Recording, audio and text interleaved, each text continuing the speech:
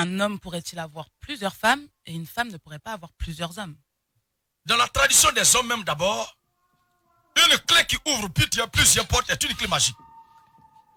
Mais une porte qui est ouverte par toutes les clés n'a plus le droit d'être fermée. Oui. Nous sommes chrétiens et c'est ce que la Bible dit que nous croyons. La Bible autorise l'homme à avoir le nombre de femmes qu'il veut. Exode 21, 10. Dis quoi? Exode 21, 10. Si un homme prend une autre femme. Et Romains chapitre 7, le verset 1 à 3. Si un homme prend une autre femme, il ne retranchera rien pour la première. Il ne retranchera rien pour la À première. la nourriture. À la nourriture. Aux vêtements. Aux vêtements. Et au droit conjugal. Donc voici la Bible qui est inspirée de Dieu qui donne le plein pouvoir à l'homme d'augmenter le nombre de femmes qu'il veut. Maintenant dans le cadre de ma femme dont vous parlez, regardez ce que l'Écriture nous dit. Ignorez-vous frères. Ignorez-vous frères. Car je parle à des gens.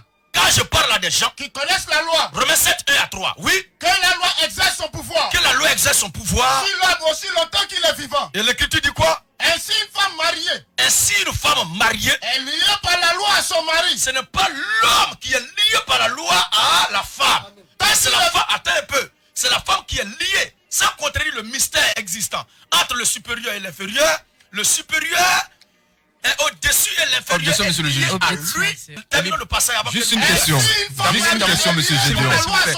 Une femme mariée est liée par la loi à son mari. Tant qu'il est vivant. Tant qu'il est vivant. Mais si le mari meurt. Si le mari meurt. Elle est dégagée de la loi. Très bien, d'accord, monsieur Gédion. Il est lié à son mari. Qu'il a lié à son mari. D'accord, monsieur Gédion. Juste une question.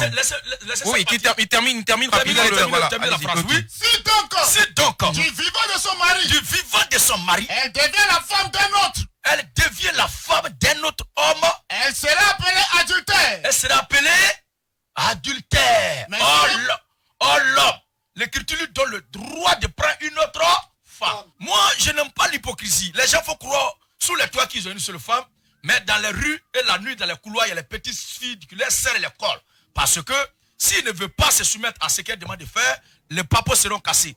J'exhorte toutes les filles à casser les papeaux.